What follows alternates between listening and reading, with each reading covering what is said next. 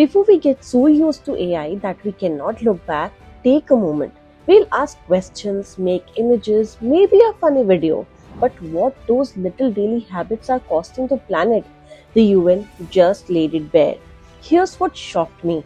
The report says training AI grabs headlines. But day to day usage, our casual chats and requests, eats up 80 to 90% of all AI energy. One widely used service handles about 2.5 billion prompts every single day. That's hundreds of gigawatt hours of electricity a year. And making an image, it can use over 1,000 times more energy than a simple text reply. Video needs even more. The thirst is terrifying too.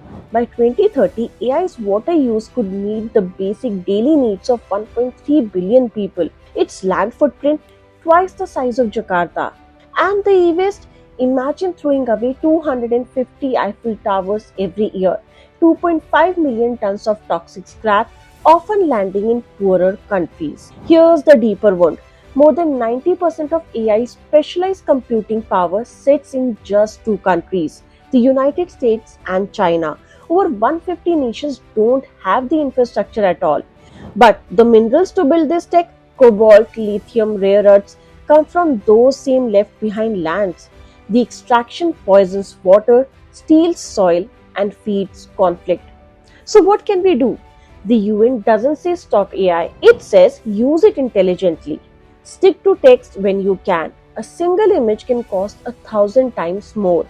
Keep your prompts short, batch related queries, reuse old outputs instead of generating fresh ones, switch off AI assistants when they are not needed. AI can be a force for good, but only if it stays within the Earth's limits. Share it with someone who uses AI as if it is his best friend. And if you find the information useful, don't forget to like, share, and subscribe to Climate in Brief.